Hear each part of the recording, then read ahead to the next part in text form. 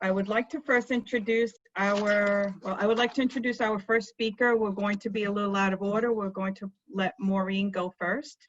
Are you ready? I'm ready. Okay, Maureen McCann has been a meteorologist for Spectrum News 13 since 2013. She prides herself on being able to effectively communicate and guide viewers through what they might expect with the weather, and in Florida, unpredictable weather. Today, Maureen will share with us her path that led from a childhood interest in the weather to a career in front of the camera. Please welcome Maureen, and thank you. All right, thank you. So how much time do I have just with the colors of the timers? I don't want to throw everything off. You have up to 15 minutes. Okay, I can do that. That's no problem. And what happens when I say the secret word? Is like Pee-wee's Playhouse and everyone screams? If you say punctual, normally we would pound on our tables if we were in person, but instead, since you can't see us pound on tables, we'll just kind of knock in the air. Okay. So I'd like to share my screen, if that's okay. Pull up my PowerPoint. Absolutely. All righty.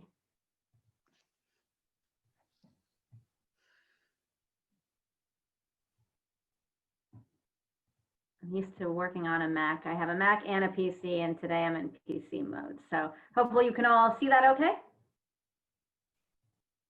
All right, I want to be punctual and make sure that I complete this on time, so I'll get right into it.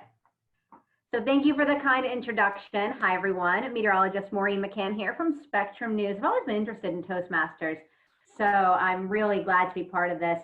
I have this slide up just to start out because you have a live meteorologist in the room. You're probably wondering what the forecast is, so we might as well get this out of the way. And it's pretty consistent the next few days, sun in the morning, afternoon storms, those breezy conditions and 70% rain chances Sunday, Monday, continuing into Tuesday. Yes, that's a question mark about what happens in the tropics.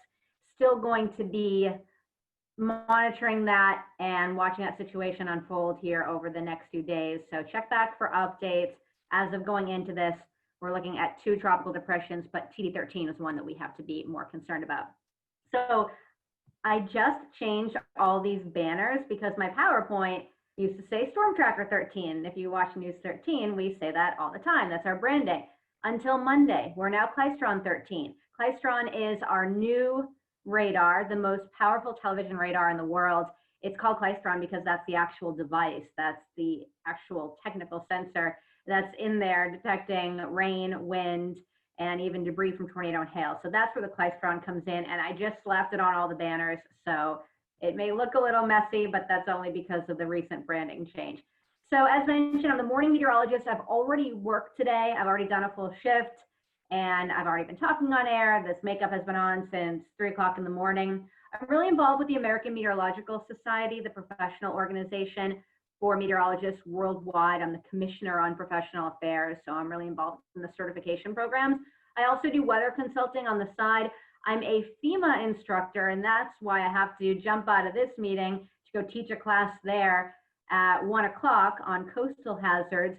And that ties into my other interest, emergency management, natural disaster preparedness, and planning.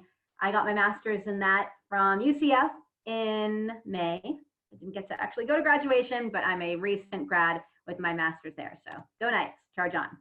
So for those of you who are Spectrum customers, you may be familiar with these faces, weather on the ones, weather every 10 minutes. We're very unique with our format at News 13. It's because we don't have programming on News 13 other than ourselves. So we don't have to worry about cutting into Dr. Phil or covering up the bottom of Wheel of Fortune and angering viewers that way with a crawl on the bottom of the screen. We get to do nothing but weather all the time, which I love because I've had this interest in weather my whole life.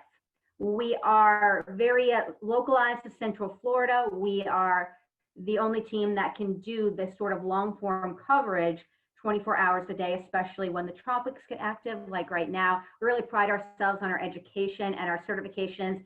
We are the only team in the country that has both our AMS seal and our National Weather Association seal. So that's something you'll only get from watching Spectrum News 13. So as mentioned, in addition, I teach courses. If anyone is ever interested in going to one of these courses, they're free of charge. And I teach about natural disasters, hurricanes, coastal hazards, tornadoes, and oftentimes we just go into agencies and spend a day talking about these with people who use weather to make decisions in their workplace, such as within Department of Transportation, school superintendents. We have lots of different people that come together. So I kind of do that on the side, but it falls into the branding the weather experts because 3 of us are teachers with NEBTC. So working these crazy hours, waking up at 1:30 in the morning, being on call pretty much all the time, you have to love what you do to work these hours. So you might be wondering, why did I want to do this? Why did I go into weather? Well, I always show this picture because I wasn't a shy kid, loved my Fisher-Price record player, and I still do love collecting vinyl, but I also was a very animated kid. I loved talking to other people. I loved geography, I loved maps, I loved science. So it was a great way to bring all my interests together in a career. But it was decided so early because of Hurricane Gloria. This was a storm that impacted New England in 1985. So for a 4-year-old, that was a pretty big deal for a tree to be crushing my neighbor's car. And I also was kind of scared of loud wind, thunderstorms, lightning, hurricanes. So I felt if I was a meteorologist, I wouldn't be as scared. Now, another reason why I wanted to go into weather was because we had to watch the news every night at my house. 6 o'clock, news was on, no exception. I'm originally from Boston, hence the Patriots right there. So when I was younger, we watched this team, Channel 4, WBZ Boston, we watched them every night. So I felt like I knew them. I felt as though I was having dinner with them every night. And again, I wasn't a shy kid. So I picked up the phone and called Bruce Schwegler, the meteorologist, and I probably bugged him a lot calling him. This was before social media, before email. Used to call him, write him letters. Well, eventually he invited me into the station. You can see by the technology, it was a little while ago. And the experience was so profound to me. I thought, this is exactly what I want to do when I grow up. So being from Boston, you can't just say, if you're going to be in TV, I want to get a job in Boston. Yes, I'd get my internship there and get some experience, but I ended up moving around a lot. So even though I wanted to be on TV in Boston based on my career interests from a very early age, I ended up getting my first job in Maine, Bangor, Maine, market 153. And in television, markets are ranked from 1 to 210, Glendive, Montana. And that's based on viewership and population. So I started in a small market, Bangor, Maine, a place where I could make all my mistakes and kind of iron out the kinks. I continued to do that in my second job, which was in Syracuse, New York. And as if that wasn't enough cold, Bangor, I go to Syracuse dealing with lake effect snow. And I did that for 3 years. I continued on my career path to Austin, Texas, was there for 5 years, extreme heat, tornadoes. I loved life in the Lone Star State. I actually thought I was going to be there forever, but then out of nowhere, job in Colorado came and found me. They saw my material. They said they were interested in having me join the station. So I went there for 3 years, had a great experience, but since it was a hurricane that got me into weather in the first place, when an opportunity presented itself here, I thought this was the right place to come. And out of all the places I've been, this is now the place I've lived the longest professionally, to be here 7 years as of next month. So in TV, you do get to live different places. Some people think that is a drag because you have to uproot yourself. And yes, there are a lot of drawbacks with that. But I also got to experience different types of weather, different parts of the country. And I now have friends in all these different places. But it goes with the challenge of working in TV, that moving around all the time and having to adjust, especially when it comes to speaking in dialect. People talk differently in different parts of the country, and people have different accents. And I'm from New England, so I had to go through vocal coaching in my first job in Maine to get rid of the Boston accent. I thought everyone here talks like New England too, but I guess on air, they wanted me to work on that. And I continue to do so in New York. Also, since I'm in a speaking environment here with people who are interested in public speaking, I also had a speech impediment. So while I was in Syracuse, I had to say a lot of S words. Snow, Syracuse. And all those S words were very noticeable on air. And my news director said, this may hold you back from jobs in the future. So he actually put me through speech therapy at Syracuse University. I still have to think about it every day. I'm thinking about it right now as I'm talking to you, to be able to correct how I talk so that I am properly pronouncing my S words and similar words. It's not 100%, but it's definitely gotten better. When, excuse me, when people ask, so you're a meteorologist, you lived in Texas and Colorado, did you ever go storm chasing? I did. I went with the Discovery Channel, worked on a series with the late Tim Samaras. They were the storm chasers that died in 2013. Did all this storm chasing, won an Emmy, didn't see any tornadoes, but hey, I got the Emmy behind me now. So that was definitely a career achievement. In terms of weather though, hurricanes are what got me into meteorology. So I really like to have this opportunity at News 13 and to speak to the public and to community groups about weather safety and weather preparedness. When you watch News 13, you will see us talking about uncertainty and being transparent. We don't have to say everything how it's going to be for the next 10 days. We know things are going to change and we have the time to explain that based on our format. This little low coming off the Cabo Verde Islands in 2017, that ended up becoming Irma. So we were able to follow it the whole way across the Atlantic. I'll skip this video, but this is basically Brian, our chief meteorologist, saying on air, don't be scared, just be prepared. That's our mentality at News 13. We're not the scary team that's going to make sure that you are being overly exposed to hype and scare tactics. We want people to know that they are going to be fine if they just stick with us, just be prepared. Oh, it is going to play. So you want to keep that in mind for this year because it's already been busy, and checking off the list, we've already been down to the K-name storm. As we're going into this presentation, we didn't have the L-name storm yet. We're going to hear from it soon though, Laura and Marco. Typically, we don't get those storms till way later in the season. I believe we've never had the M-named storm in August. So this certainly is a record season, typical for 2020. But when you look at that list of names and you see those seasonal forecasts and you think it's going to be a busy year, there's going to be 18 named storms. Remember, it only takes one to make it a big season for you.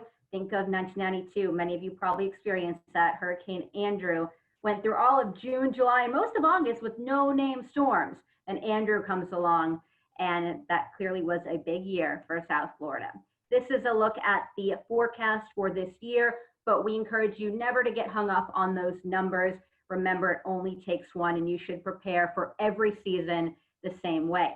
When you go through the months of Atlantic hurricane season, the 6-month season, clearly September, the most active, much of the Atlantic basin primed for development because of the warm ocean temperatures. You really need water temperatures of 80 degrees to be sufficient for fueling tropical activity. So how do we track these storms?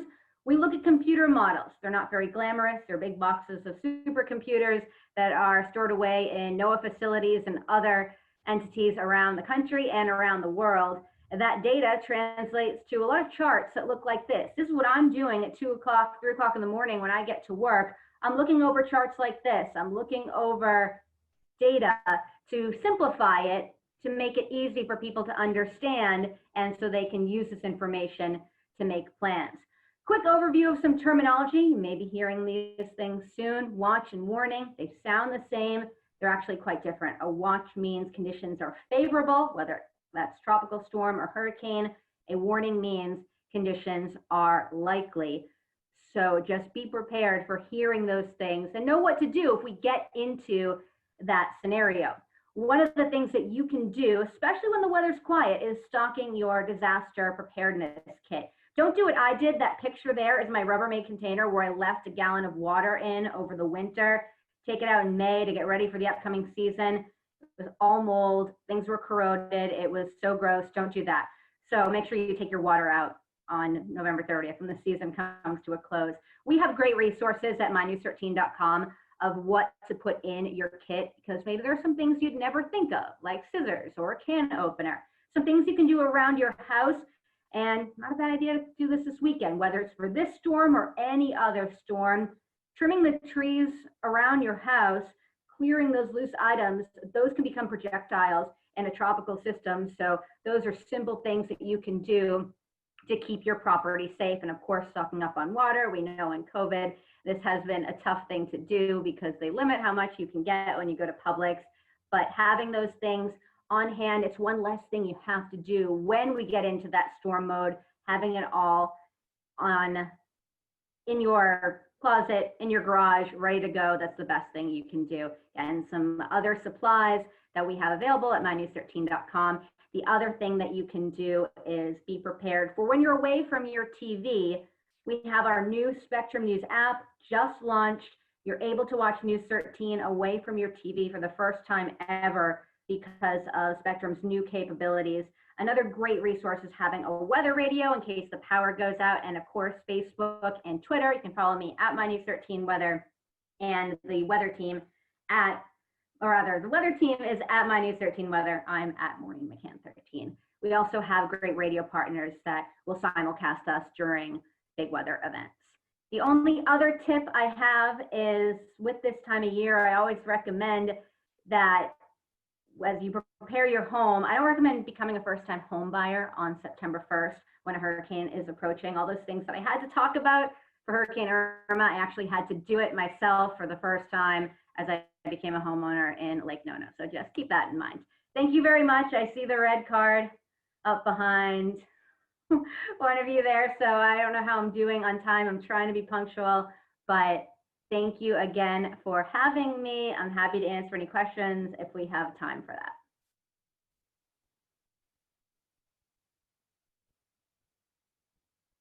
Thank you, Maureen. It was an honor for you to be here. I am a Spectrum customer, so I will definitely appreciate your hard work next time I see you on TV, you and your staff. Thank you. Thank you.